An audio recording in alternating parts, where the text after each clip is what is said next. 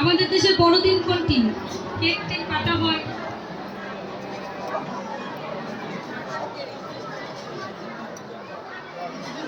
পঁচিশে ডিসেম্বর। আচ্ছা, সেদিন কার জন্মদিন?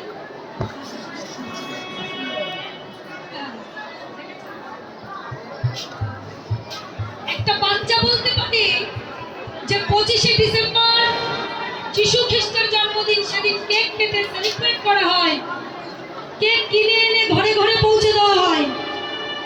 কিন্তু যিনি আমাদের মালিক, তার আবির্ভাবে, মহাপ্রভুর আবির্ভাব কোন দিন বলুন? ফাল্গুন মাসে দোল পূর্ণিমায়। আচ্ছা, কোন মায়েরা হাত তুলে বলুন তো, ওই দিন আমার ভগবানকে কেকে পায়েস পরমান্ন রান্না করে খাওয়ান, তার জন্য কেকে কেক কাটেন।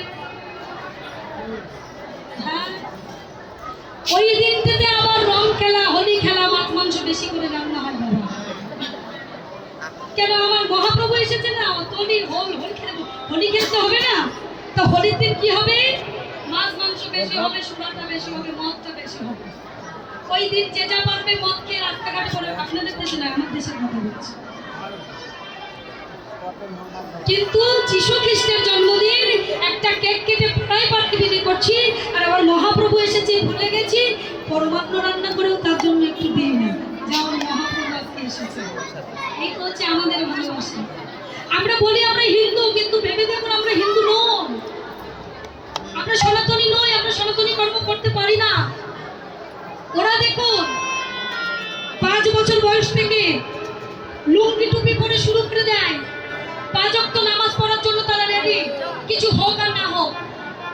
আমাদের ঘরে মায়েরা বলুন তো, কোন কোন বাচ্চা আছে মায়েরা প্রত্যেকদিন গীতা হাতে দিয়ে বলেন এক পাঠ পাঠ করতো বাবা, একটা শ্লোক পাঠ করতো? হাত তুলে বলুন তো, আছেন? কয় হাত উঠছে কয়?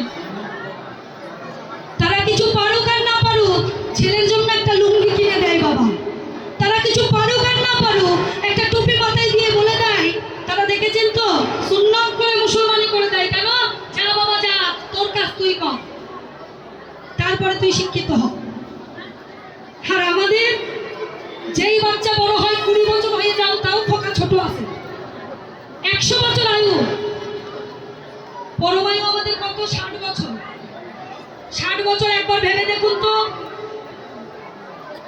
দিন কত ঘন্টায়? 12 ঘন্টায়। রাত কত ঘন্টায়? 12 ঘন্টা। 24 ঘন্টায় একটা রাত একটা দিন মিলে, তাই তো? এইবার বুঝে দেখুন, 60 বছর যদি পরমায়ু হয়, আপনি 12 ঘন্টা ঘুমাচ্ছেন আর 12 ঘন্টা জেগে আছেন, তাহলে 60 বছর থেকে 30 বছর চলে যাচ্ছে আপনার ঘুমাতে। 30 বছর চলে যাচ্ছে ঘুমাতে, থাকছে ক বছর? 30 বছর। 30 বছর একটা খোকা বড় হতে কত সময় লাগে? 20 বছর যদি বয়স হয়ে যায়, মা বলে আমার খোকা এখনো বায়কে দেয়, বড়ই হয়নি, খোকা তো আমার ছোট। তাহলে খোকা যদি 20তে ছোট থাকে, তাহলে হাতে থাকলো আর 10 বছর। তা 10 বছর খোকা বিয়ে করবে, বাচ্চা দেবে, না খোকা ভগবানের জন্য চিন্তা করবে, না খোকা বাবা মার জন্য চিন্তা করবে? তাহলে শিখতে যদি হয়, একেবারে লাইন সোজা করে শিখতে হবে। ছোটবেলা থেকে বাচ্চার হাতে ভগবত গীতা দিতে হবে, ছোট থেকে বাচ্চার গলায় তুলসীর মালা দিতে হবে, ছোট থেকে বাবাকে শিক্ষা দিতে হবে, ছোট থেকে মাকে শিক্ষা দিতে হবে। একটা সন্তান বাবা মায়ের 14 পুরুষ উদ্ধার করতে পারে, আবার 10টা সন্তান বাবা মায়ের একটা কুলও উদ্ধার করতে পারে না। কৃষ্ণ ভক্ত যদি জন্মায় 22 কুল উদ্ধার করে, আর অসুর জন্মালে 24 কুল নরকে নিয়ে যায়। আমাদের ঘরে প্রত্যেকটি একটা করে অসুর জন্ম দিচ্ছি, কেন? তাদেরকে শিক্ষিত বানাচ্ছি। তারা বাবা মাকে ছেড়ে বিদেশে গিয়ে পড়াশোনা করে আর দেশে ফিরছে না। বাবা মা মারা যাচ্ছে, মা মরে যাওয়ার সময় গেলে জল দেওয়ার খোকার টাইম হচ্ছে না, কেন? খোকার পড়াশোনা হয়। তাহলে মনে দেখুন মা, মনে রাখবে, বাচ্চা মানুষ করলে, শিক্ষিত করলে মানুষ হয় না। ডাক্তার করলে, সে যদি ইঞ্জিনিয়ার করে, তবু সে মানুষ হয় না। মানুষের মতো মানুষ করতে গেলে তাকে একটা কৃষ্ণ ভক্ত কিংবা সৎ পথে গতি করতে হয়। এই যে মায়েরা বসে আছেন না কীর্তন শুনছেন, অনেক মায়েরা আছেন, একটু দৃষ্টান্ত দিয়ে বলি, দৃষ্টান্ত না দিলে আপনারা বুঝতে পারবেন না। কীর্তন শুনতে এলাম, এখান দিয়ে শুনলাম, ওখান দিয়ে বাহির করে দিলাম, বাড়ি গিয়ে আমার ছেলের ভাগবতটা ভালো করে লাল রুমালে বেঁধে ঠাকুর ঘরের পেছনে ঢুকিয়ে দিলাম। একটা জিনিস মনে রাখবেন, এই যে মা আছে না মন্দিরে, সবাইকে কিন্তু দেখছো, তাহলে আমার ঘরের মন্দিরে যদি ভগবান থাকে সে কি দেখতে পায় না? পায় কি না? আমরা কি করি, গরমকালে আমরা কি করি, 2-4টে ফ্যান খাটাই। আর আমি প্রায় ঘরে দেখি ছোট্ট একটা ঠাকুর ঘর কোনায় রেখে দিয়েছে, তাও আবার দরজা সবসময় বন্ধ। তাহলে আমার ঠাকুরের কি গরম লাগে না? আমার ঠাকুরের কি একটা ফ্যান জোটে না? একটা থালায় একটা নকুলদানা দিয়ে দেয়, একটা নকুলদানা দিয়ে এসো আমার রাধা কৃষ্ণ, এসো এসো আমার গৌর নিতাই, এসো এসো আমার 64 মহন্তে, এসো এসো আমার দ্বাদশ গোপাল, এসো এসো আমার বৃন্দাবনের সর্বস্বামী, এসো এসো যেখানে যা ভক্ত আছো সবাই এসো, একটা নকুলদানা।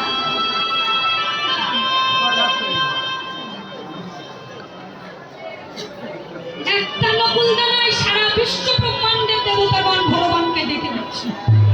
দুটো দেবে না, দুটো, একটা পড়ে গেলে একটা তুলে রাখবে। ভগবান তোমার ঘরে এমনি এমনি আসবে? হ্যাঁ, তুমি একটা নকুলদানা দিয়ে দেশের মানুষকে ডাকবে, হ্যাঁ, একটা পড়ে গেলে একটা তুলে রাখবে। ভগবানের থালার সাইজ কত বড় হয় না? ভগবানের থালার সাইজ কত বড়? বাড়িতে একটা কুকুর পুষলে তার সাইজ কত বড় হয়? কুকুরের জন্য প্রত্যেকদিন মাংস আর টক দই ছাড়া এলসিসিয়ান কুকুর বাঁচবে না। আর আমার ভগবানের জন্য ছোট্ট একটা কড়াই ঠাকুর ঘর, তাও প্রত্যেকদিন মোছা হয় কিনা ঠিক নেই।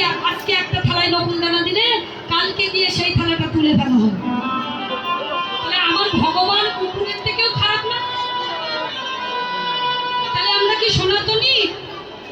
আমরা হিন্দু বটে, কিন্তু হিন্দুর কর্ম করি না।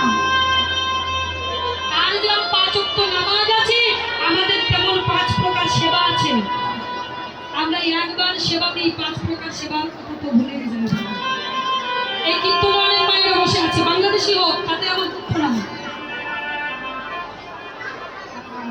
দেখবেন তুলসীর মালাটা কীর্তনের দিন পরে, আবার তিলকটা কীর্তনের দিন সেবা করে, অন্য সারা বছর তিলক সেবা নেই।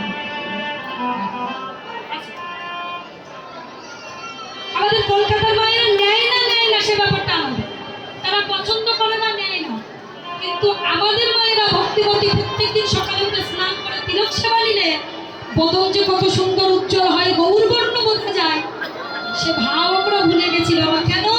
আমরা মুখে বলি আমরা সনাতনী, কিন্তু আমরা কাজে করি না। আমাদের কাজের একটা কাজ আছে যার নাম অজুহাত, সবসময় ওটাই চালিয়ে যায়। তা দৃষ্টান্ত দেবো বলেছিলাম, ওই যে বললাম এক কানে শোনে এক কানে বাহির হয়ে যায়, তাহলে কেমন করে হলো সেটা? আমার মা খোকা মানুষ করেছে, এখন খোকা চাকরি করছে। মায়েরা ভালো করে শুনবেন, খোকা চাকরি করছে, চাকরি করতে লাগলে খোকার বিবাহ দিয়েছে, ঘরে বউ এসেছে। এখন বউ এলে ওই খোকার মা বলছে, খোকা অনেকদিন তো হয়ে গেল, তোকে বলবো বলবো করে বলা হয় না। তা বলে কি, বাবা আমার এই শাড়িটা দেখ কেমন একটা হয়ে গেছে, তা তুই তো অফিসে যাচ্ছিস, আসার সময় আমার জন্য একটা কাপড় নিয়ে আসিস বাবাকে। খোকা মাথা নেড়ে দিয়েছে, খোকা অফিসে চলে গেছে, আসার সময় খালি হাত। মা তো মায়ের মতন কেউ হয় না, মায়ের বিকল্প না। মা মনে মনে ভাবছে, আমার খোকা সারাদিন এই অফিসে করে এসেছে, নিশ্চয় আমার খোকার পরিশ্রম হয়েছে। আজ আর বলবো না, খালি হাতে এসেছে, কাল বলবো। কাল যখন খোকা যাচ্ছে, খোকাকে মা বলছে, খোকা আজ তো যাচ্ছিস বাবা, আজ মনে করে আনিস কেমন? খোকা অফিসে চলে গেছে, আসার সময় দেখে খালি হাত। তবুও মা মনে মনে ভাবছে, আমার খোকার যা পরিশ্রম হয়, থাক কালকে বলবো। খোকা যে ঘরে গেছে, খাওয়া দাওয়া করে বিছানায় বালিশে মাথা দিয়ে শুয়েছে। বউ বলছে, এই যে শাড়িটা ভালো নেই, কালকে শাড়ি এনে দিও কেমন? খোকার বালিশে মাথা ছিল। খোকা বলছে, ঠিক আছে। দিয়ে খোকা অফিসে চলে গেছে। বিকেলবেলা যখন খোকা ঘরে ফিরছে, হাতে কিন্তু কাপড়ের ব্যাগ আছে। মা মনে মনে ভাবছে যে আজকে বলতে হয়নি, আমার খোকা ব্যাগটা নিয়েছে। খোকা ব্যাগটা নিয়ে ঘরে চলে গেছে, মাকে কিছু বললো না। মা মনে মনে ভাবছে পরে তো দেবে, এখন নিয়ে গেছে, ঘরে যাও। মা বসে আছে, খোকা কখন ডাকবে দুটো, খোকার সঙ্গে ভাত খাবো।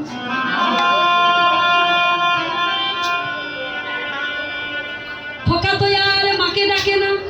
খোকা তো জিজ্ঞেস করছে, হ্যাঁ মা খেয়েছে? খোকে উত্তর দিয়েছে হ্যাঁ। খোকার মাকে ডাকেনি, খেয়ে দিয়ে শুরু করেছে। মাঝে আমার খোকার সঙ্গে দুটো বসে ভাত খাবে। খোকা আর বেরোলো না, মাও না খেয়ে শুয়ে পড়লো। মা ভাবলো তার কষ্ট হয়ে গেছে, তার সকালবেলা বলবো বাবা শাড়িটা আনলি না, দিলি না।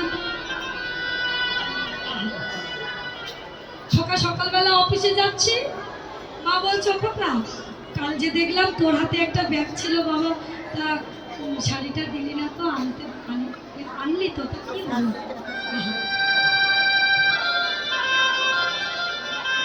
খোকা উত্তর দিচ্ছে, মা গো ওই শাড়িটা তোমার ছিল না, তোমার বৌমার ছিল। কেন বাবা?